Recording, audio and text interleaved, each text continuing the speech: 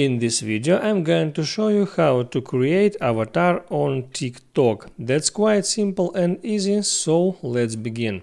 First you need to open up your TikTok application and then tap on your profile picture right here.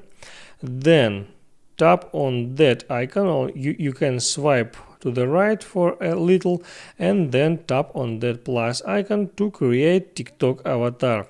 Here I can select from suggested, I will select that bald guy, and on the next step I can customize this guy as I want. I can change skin color, I'll select that one.